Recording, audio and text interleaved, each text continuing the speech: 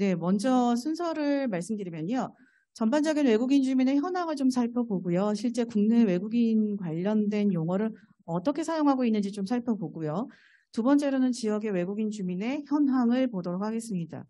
그리고 두 번째 세션에서는 지역사회 통합의 방향에 대해서 한번 살펴보고, 그 다음에 외국인 주민의 지원의 실천기관이 과연 어떻게 지금 현재 운영되고 있는지에 대한 탐색을 해보고자 합니다. 마지막으로 지역 내 중장기 외국인 주민의 정책 방향과 유형별 통합 방안에 대해서 제안을 드리도록 하겠습니다.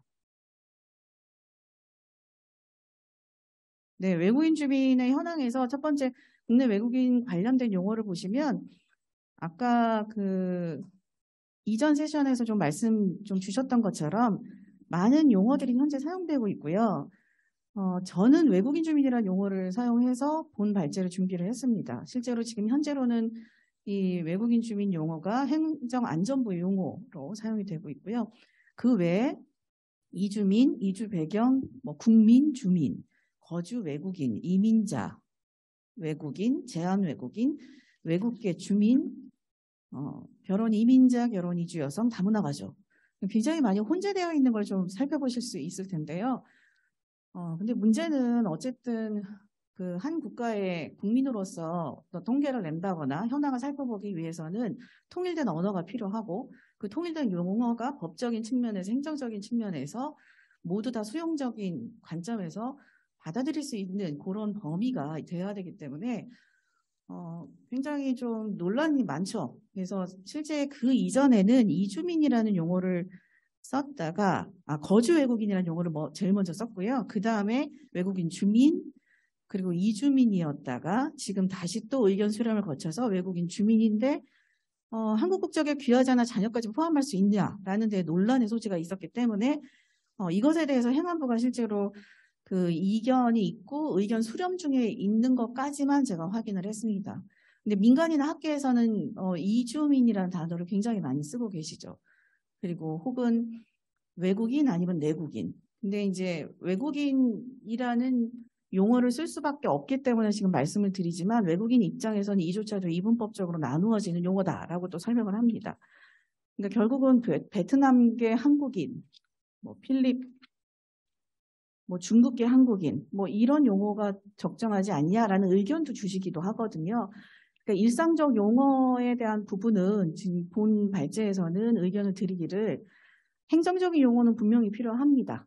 법적인 측면에서 문제가 되지 않는 용어도 반드시 필요한데 그 용어 선정이 이루어진 이후에 민간이나 학계에서 이주민이든 이민자든 쓰는 용어에 대해서는 뭔가 제한을 두지 않고 사용할 수 있게 하되 행정적인 용어가 등록 외국인들뿐만이 아니라 그 외의 외국인들까지도 포함하는 측면을 좀 찾아보는 노력이 필요하고 이게 정부 차원에서 이루어지지 않으면 혼재되는 현상들은 계속 나타날 수 있을 것이다라는 생각이 듭니다. 왜냐하면 저는 외국인 주민이라는 용어를 쓴 이유는 실제로 저희 센터 명이기도 하고 외국인 주민이라는 그 용어가 낯설다는 분들도 계세요. 근데 주민이라는 의미를 넣은 이유는 외국인에 대한 편견 자체가 납세 의무를 하고 있지 않다라고 여전히 생각하는 부정적인 인식들이 많기 때문에 그 부분에 대해서는 행정적인 용어로 적합하지 않을까. 그러나 일상적인 용어는 또 아니고 모두 포괄하기 어렵기 때문에 이거는 정말 좀 구체적인 고민들이 이루어져서 이것을 조례를 할 때도 그 조례가 뒤에 가서 제가 제안을 드리지만 현재 17개 시도 225개 시군구에서 관련 조례를 제정하고 운영하고 있는데 외국인 주민과 다문화 가족 지원 조례가 개별 제정된 곳이 161개고요. 2021년 기준입니다. 그리고 통합해서 외국인 다문화, 서울 같은 경우에는 지금 부처조 외국인 다문화 담당관이죠. 그래서 이 81개거든요. 이 통합조례가 지금 증가되고 있는 추세이긴 합니다. 과연 물론 이런 증가 추세대로 가는 것이 맞는 건지 부처가 나누어져 있기 때문에 여전히 나누어서 가고 또 이거를 좀 통과라는 통합 부처가 현재 없는 상황에서 현장에서의 혼란은 여전히 이루어질 것으로 보여집니다. 그래서 결국은 이런 관련 용어는 하루빨리 이렇게 좀 시급하게 좀 정리가 필요하다는 생각이 들고요. 체류 외국인은 여전히 증가하고 있죠. 법무부의 자료와 행안부의 자료가 두 개의 자료가 지금 조사 결과들이 나타나고 있는데요. 외국 국적 동포나 단기 체류자를 제외한 등록 외국인이 지금 110만이고 거소신고 외국 국적 동포가 48만이며 단기 체류 외국인도 46만입니다. 그러면 실제로 90일 초과 장기 체류도 150만을 넘었기 때문에 최근에 들어서 작년하고 재작년에 코로나 상황 때문에 줄어들었다가 좀 감소 추세였다가 유학생도 전년 대비 11.7% 22년도에 17만 6만 명을 17만 6,186명을 기록하고 있어서 지금 전반적으로 결혼 이민자뿐만이 아니라 체류 외국인들이 증가하고 있는 추세입니다. 이 증가하고 있는 외국인들의 어떤 현상을 좀 살펴보면 체류 외국인의 연령별 분포도를 한번 보시면요. 대부분의 경우 연령대가 생산 활동 인구 비율이 높은 편이면서 한국 국적을 가지지 않은 자가 170만, 외국인이었으나 한국 국적을 취득한 자가 20만, 한국인과 결혼해서 한국 국적을 가지지 않은 자 및 한국 국적을 취득한 자의 자녀까지 25만 명으로 추계를 하고 있습니다. 그리고 생산활동 인구가 높은 이런 어떤 특성들이 경기도권에서도 많이 영향을 좀 미치는 부분들이 있어서 1인당 지역 내 총생산 증가의 결과를 보이고 있습니다. 그러나 여전히 경기, 서울이나 인천 어떤 영역으로 수도권 과밀화 현상을 보이고 있는 부분들도 있습니다. 당연히 수도권 과밀화 현상이 있기 때문에 외국인의 집중 거주 지역의 현황 자체도 거의 대부분 서울과 경기도 쪽에 몰려 있긴 하지만 현재까지 다문화 가족 관련된 조사들 외에는 외국인 관련된 그 이외에 다양한 유형의 어떤 조사나 실태는 서울과 경기도 쪽에 집중돼 있다라는 것 외에는 각 지역별 특성들과 현황들을 그 현장 중심으로 실태 조사가 이루어진 부분들은 전무합니다.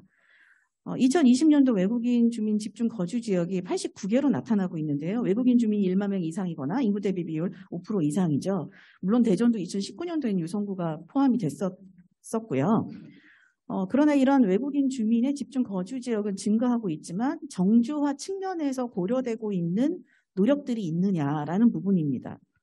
그러니까 외국인이 지금 현재 인구정책과 맞물려서 인구정책의 실패와 맞물려서 외국인이 유입되는 어떤 부분들이 인구정책의 한 축을 이루지 않겠냐라고 예상들을 하고 계시는데 외국인 유입정책이라고 하는 건 결국 현재 지역의 정주화를 하고 있는 외국인에 대한 정확한 분석이 이루어지지 않으면 외국인 유입과 정주를 하고 있는 외국인과의 어떤 그 병행하는 그런 여러 가지 그 지원책이 마련되지 않으면 문제가 굉장히 커질 거라고 생각합니다. 특히 본 발제자는 3년 이상의 체류 연장이라고 하는 부분을 좀 기준으로 뒀는데요.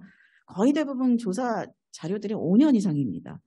근데 그 매뉴얼을 보시면 법무부의 매뉴얼을 보시면 2년 그리고 또 연장 그리고 최장 4년 10개월 또 연장해서 다시 본국으로 갔다가 다시 돌아와서 총 12년까지 있는 외국인까지 봤고요. 더 오래 계신 분들도 봤거든요. 그럼 과연 이거를 5년 이상으로 기준으로 보는 게 맞는지라고 하는 좀 의문이 좀 들었고요. 그러면서 한번 그럼 5년 이상의 장기 거주자가 비율이 5년 미만보다 낮다 하면 3년 이상은 어느 정도 될까 궁금하기 시작을 했고 그래서 3년 이상과 영주비자 국적 취득자들에 대한 어떤 특성들을 좀 보는 것이 필요하겠다라고 생각이 들어서 네, 좀 기본 자료들을 좀 정리를 하기 시작을 했습니다. 지금 현재 보여드리는 자료는 미등록이나 단기 체류나 외국 국적 동포를 제외한 등록 외국인의 그 비자별 그 지역별 그 현황을 한번 쭉 엑셀 원자료 가지고 정리를 좀 해본 거고요. 조금은 더 확인을 해야 될 부분들이 있긴 하지만 당연히 경기도가 높은 비율을 보임과 동시에 영주비자가 높았습니다. 영주권을 가진 외국인 주민이 많다는 얘기는 그만큼 오랫동안 살고 계신 우리 외국인 분들이 많다는 얘기인데 그러면 유입에 대한 정책에 초점을 두기보다 유입과 실제 정주하고 있는 외국인에 대한 정책이 같이 병행돼야 되는 거 아닌가라는 생각이 들기 시작을 했고요. 정치 참여나 실제 이분들이 생활 전반에 대해서 어떤 지역사회에 참여를 하고 있는지 이 부분에 대한 조사가 실제 있을까라는 궁금이 들기 시작을 했고, 그러면서 사회통합조사에 대한 여러 외국인 관련된 조사들을 좀 살펴보기 시작을 했는데요. 2022년 6월 법무부 통계월보를 보면 영주자가 17만이고 국적 취득자가 19만이 넘습니다. 법무부는 조금 더 높고요. 불법 체류자는 앞에서 나왔지만 39만 정도 지금 추계를 하고 있는데 더 많다고 말씀하시는 우리 관련 민간 활동가들이 많으세요. 그러면 이 미능동 외국인도 결국 정주를 하고 계신 분들이 많고 10년 이상 되고 5년 이상 된 분들이 많으실 텐데, 그럼 이분들에 대한 앞으로의 정책은 어떤 고민이 이루어지고 있는지를 고민할 시점이 되지 않았나 싶은 거죠. 이주활동가, 이민, 노동자, 그러니까 근로자 대상으로 활동하시는 활동가분들이 그런 말씀을 하세요. 39만이 있다는 얘기는 일자리가 있다는 얘기 아니냐. 그럼 그 일자리가 그만큼 있기 때문에 그 일을 하면서 정주를 하고 있다는 얘기인데, 그럼 이 미등록 외국인들을 불법 체류자라고 해서 규제와 통제의 대상으로만 볼 것이냐. 그러면 그 일자리를 뭐 적어도 몇십만 정도 관리하고 이런 어떤 정책적인 기준들이 있겠지만 앞으로 전체적인 외국인 주민 안에는 넣지 못하더라도 외국인 측면에서 어떤 행정적인 관리가 이루어져야 되고, 그것이 딴 나라 같은 경우에는 몇 년 이상 거주를 했을 경우에 큰 문제가 없거나 합법적인 어떤 거주를 하고 있다고 하면 그에 따르는 인센티브를 주는 제도가 있는 것처럼 그런 고민을 할 시점이 오지 않았냐라는 이야기를 하기도 합니다. 그래서 지역별 외국인 주민의 거주 비율은 지금 현재 자료집에 나와 있지 않은 몇몇 그 슬라이드가 좀 있을 거예요. 지금 화면을 보시면 될 것 같고요. 결혼 이민자가 전국 평균 이상인 지역은 전남, 경북, 강원. 이거는 지금 2020년 기준이고요. 외국인 근로자는 경남, 전남, 제주, 충북. 유학생은 대전, 부산, 전북. 외국 귀족 동포는 서울, 경기권입니다.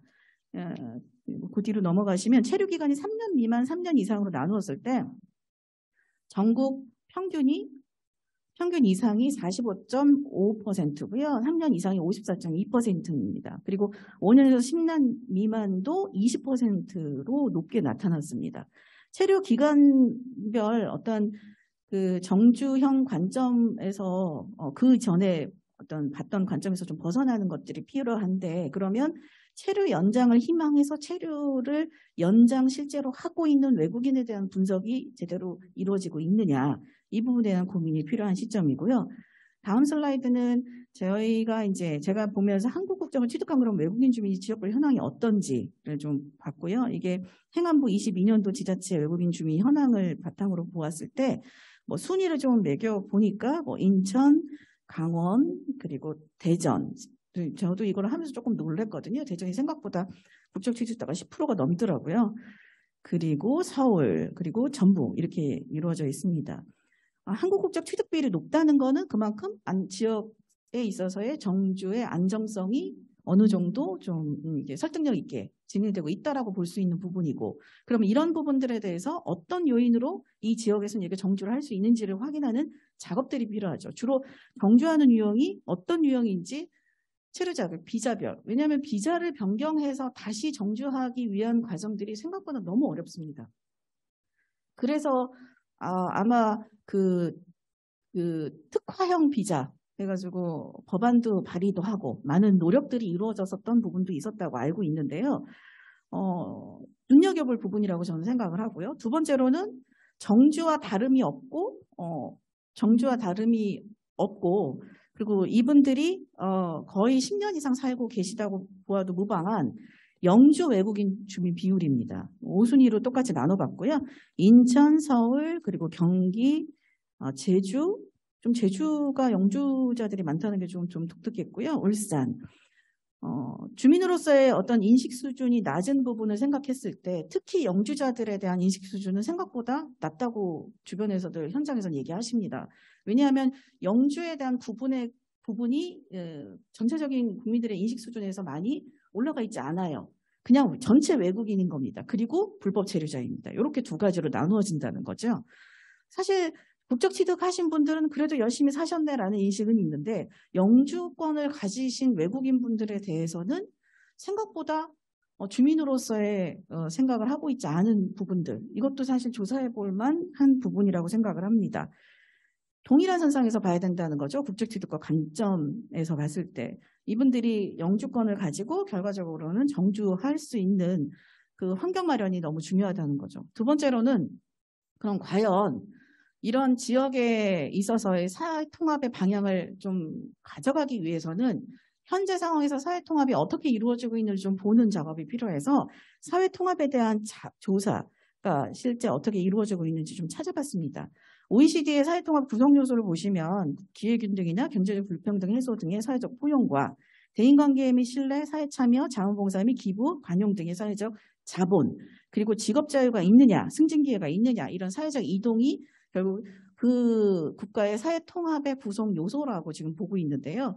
외국인 주민이 포함된 외국인 주민에 대해서 당신의 이웃이 외국인이 살고 계신데 이거 어떻게 생각하십니까? 받아들이십니까? 이런 어떤 질문들, 그런 부분들이 들어간 외국인 주민 사회통합 항목에 포함된 조사를 보면 한국행정연구원의 사회통합 실태조사가 있었습니다. 우리 그 내국인들에게 묻는 조사이고요. 그리고 성인 남녀에게 면접조사고 사회적 포용부터 사회보장까지 7개 영역에서 묻고 있는데 관용성과 사회갈등 영역에서만 일부 질문이 들어가 있고요. 이건 결국 내국인이 외국인을 바라보는 시선의 인식 수준에 머물러 있는 부분을 발견할 수 있었습니다. 그리고 여성가족부 다문화 수용성 조사가 유일하게 그래도 문화 수용성을 좀 들여다보는 조사이긴 한데 조금은 성인 남녀와 청소년으로 이분법적으로는 나눠서 조사가 이루어지고 있었고요. 당연히 청소년이 높죠. 그래서 외국인민 이주민의 접촉 경험이나 이런 부분들에 대한 통합 문항이 조금 더 필요한 부분들이 있다는 점을 좀 발견을 하게 됐고, 유일하게 외국인을 대상으로 한 조사가 여성가족부 다문화 실태 조사입니다. 근데 문제는 주로 가족관계 중심의 실태 조사가 대부분이었고요. 그리고 어느 일정 부분에서 자녀가 학교에서 차별받는 경험이 있었냐, 이런 질문이 있었고, 그 이외에는 결혼 이주 여성이 사회 참여를 한다거나 결혼 이주 여성이 정치 참여를 한다거나 결혼 이주 여성이 실제 지역사회 참여를 통해서 느꼈던 부분들을 좀 심도 있게 질문하는 부분들은 좀 부족하지 않았나라는 생각이 들었습니다. 그래서 한국의 다문화 역사에 비해서 사회통합 정책이라고 하는 부분이 쌍방적으로 이루어지지 못하고 있다. 그리고 대상별 측정에서 주로 다문화 가족 중심으로 이루어지고 있는데 그조차도 아직은 수용적 측면에서 포용적 시선이 좀 부족하지 않냐라는 부분들을 좀 느낄 수 있었습니다. 네. 법무부의 어떤 외국인 정책이나 여성가족부의 다문화 가족 정책이나 그리고 위원회는 다 아실 겁니다. 주로 외국인 정책위원회, 법무부, 그리고 다문화 가족 정책위원회, 외국 인력 정책위원회가 중심이 돼서 정책을 수립하게 되는데 실정 기관을 좀 살펴보니까 생각보다 제가 지금 조사한 것도 틀릴 수도 있습니다. 다문화 가족 지원 센터만 명확하게 드러나요. 왜냐하면 여성가족부가 주된 중앙 부처로서 전반적인 현장의 실태나 이런 부분들을 그래도 관리하고 있기 때문에 전체 233개 중에 23개가 단독 다문화 가족 지원 센터로서 다문화 가족의 정책은 지금 통합으로 가고 있구나라는 걸 한눈에 볼 수 있었고요. 그걸 실천하는 결과들이 어떻게 이루어져 있는지들은 각 프로그램의 만족도나 이런 부분으로 확인할 수가 있는데 그 외에 제한외국인 처우기본법에 해당하는 외국인들이지만 결혼 이민자를 제외한 혹은 결혼 이주 여성을 제외한 다문화 가족을 제외한 이 경우에는 분절적으로 존재하고 있었습니다. 특히 경기도나 서울이 많은 건 사실이고요. 그리고 노동자 센터 아니면 고려인 센터, 국적독보 센터로 이렇게 분절화된 대상으로 이루어지고 있어서 통합된 측면에서 그 지역의 특성에 따라서 강화시킬 건 강화하고 보편화시킬 건 보편화하는 맞춤과 보편형 서비스가 같이 이루어지는 센터는 사실 없었고요. 그래서 이런 부분들을 좀 모두 다 수렴을 해서 몇 가지 좀 제안을 거시적인 측면에서 좀 드리자면 정책 발굴과 수립 관점이 반드시 필요하다. 대상자가 외국인 주민이라고 명명하긴 하지만 그냥 지역사회 일원으로 보고 모든 실태조사에 수렴할 수 있는 노력이 좀 필요하다는 생각이 좀 듭니다. 그래서 내국인이 바라보는 외국인도 보지만 외국인이 바라보는 내국인의 경우도 필요하지 않을까. 그리고 그 과정 속에서 정치 참여나 사회 참여나 의사결정이나 이런 부분들을 적어도 등록 외국인 중에 거주 기간이 긴 영주나 국적 취득자 분들은 해당이 돼야 되지 않을까. 그게 순차적으로 이루어져야 되지 않을까라는 생각이 좀 듭니다. 뭐 한꺼번에 뭔가를 전반적으로 수용하자는 뜻은 아니고요. 두 번째는 국내 외국인 관련 용어 검토는 아까 말씀드려서 행정적인 용어 통일은 반드시 필요합니다. 그리고 세 번째는 공통정책을 추진하기 위해서는 지금 현재 지방자치단체의 어떤 지방의 활성화를 굉장히 많이 중요하게 이야기들이 나오고 있지만 지방에서는 각 지방의 뭐 예산이라든지 지방의 특성에 따라서 우선순위상 외국인 관련 정책은 밀려날 수밖에 없습니다. 그리고 왜 다문화가족지원센터가 그래도 유지가 됐었냐면 중앙에서 국비와 어쨌든 뭐 지자체비로 이루어진 구조 안에서 정책적 부분들을 실천하는 것까지 이루어졌기 때문에 뭐 그 결과물이 좋고 나쁘고의 결과는 상관없이 이 구조를 말씀드리는 건데요. 그래서 외국인 주민과 관련된 외국인 주민이 이렇게 늘어나고 있는데 그럼 이 상황에서 그냥 지자체에다가 맡길 것인지 이 고민을 좀 해주시면 좋겠습니다. 보편적 그 정책이 공통정책이 이루어지고 지금 현재 한국어 교육 같은 경우 사회통합으로 진행을 하고 있잖아요. 근데 이거를 이 사회통합 프로그램을 운영하는 기관에 대한 뭐 조사나 데이터는 모니터링을 하고 계실 겁니다. 그렇다고 하면 그 부분들을 늘려야 되지 않을까라는 생각을 하고 있고요. 정주 현상이 나타나고 있는 지역별 특화형 어떤 비자 이런 부분들도 고려를 해봐야 될 거고요. 이게 현재 다문화가족지원법이 있기 때문에 법적 체제 때문에 이거를 전체로 통합하는 건 어렵다고 저는 생각을 합니다. 그러면 결국 부처 간 기관 간 네트워크, 부처 간 네트워크가 필요하다고 생각을 합니다. 짧게 말씀드릴게요. 자, 결혼이민자는 유형별 사후통합 방안을 보시면 결혼이민자는 10년 이상이 됐습니다. 결혼이민자가 거의 90% 이상이 결혼 이주 여성인데 사회적 자본으로 보는 그 관점의 정책이 여성가족부부 사업은 부족합니다. 그 부분이 물론 그 고용노동부의 그 정책 안에 포함되어 있다고 말씀들은 하지만 특화됐고 그리고 어떤 그 특징적인 그 준비들이 필요한 그런 결혼 이민자 대상 그 전문성이 필요하기 때문에 실제 현장에서는 그거를 여기도 이제 소개를 하고 있지만 세일센터가 다 아니면 인력센터가 다 하기 정말 어려운 구조입니다. 그리고 중도 입국 자녀에 대한 증가에 따라서 이 아이들이 인적 어떤 자원으로서 성장하고 있고 사회 구성원으로서 성장하고 있기 때문에 이 부분에 대한 맞춤형 서비스는 당연히 필요하고요. 아마 다음 이제 발표자께서 말씀하실 것 같고요. 외국인 근로자는 지금 현재 외국인 근로자를 인권을 보호하기 위해서 경기도에서 많은 노력들을 하고 있지만 근로관계 측면에서 발생하는 갈등 상황이나 상담 부분이 그리고 한국어 교육이 중심입니다. 그 외에 다양한 지역 정조를 할 수 있는 다양한 프로그램도 필요하다고 생각을 하고요. 이분들도 어떤 일정 기간이 지나고 나면 살고자 하는 정조를 희망하는 근로자분들이 계실 거예요. 그럼 이 부분에 대해서 그냥 어쨌든 비자 변경이 어려우니 귀환해야 된다 이렇게 갈 것인지 그동안 굉장히 성실하게 어쨌든 근로자로서 역할을 해왔다고 하면 고려해 봐야 되지 않을까 싶고요. 그리고 외국인 유학생 같은 경우에는 교육부 자료를 보면 90% 이상이 자비입니다. 굉장히 의미가 있는 거예요. 그러니까 저희 대부분의 분들이 오해하시는 게 유학생이 국비나 학교 지원으로 온다고 생각을 대부분 하세요. 근데 그렇지 않은 유학생들이 많다는 것이고, 저희 대전에도 정주하고 싶은데 왜 정주하고 싶냐? 서울은 너무 비싸다. 경기도도 너무 비싸다. 근데 대전은 살만하고 굉장히 쾌적하고 좋다. 그러나 앞으로 내가 근로를 할 수 있는지 취업 준비를 어떻게 해야 되는지 이런 데에 대한 고민을 호소를 많이 하시거든요. 주의 깊게 봐야 될 영역이라고 저는 생각을 합니다. 중요한 인적 자원이니까요. 외국 국적 동포는 그 특성이 있어서 아마 그 서울의 일정 부분에서도 외국 국적 동포들이 굉장히 많이 거주하고 있는 밀집 지역이 있다고 알고 있습니다. 근데 여기서 현장 얘기를 좀 잠깐 들어보니까 생각보다 굉장히 어렵다고 하세요. 예산이 부족한데 원하시는 프로그램들이 좀 다양하고 그리고 굉장히 한국에서의 모든 구조나 이런 부분에 굉장히 밝은 분들도 많이 계시다고 해요. 그러나 한편으로는 민족적 특성에 대한 부분을 고려하지 않을 수 없다라고 얘기도 하셔서 그런 부분을 고려한 특화형 사회통합 방안이 필요하다고 생각을 합니다. 네, 이상입니다.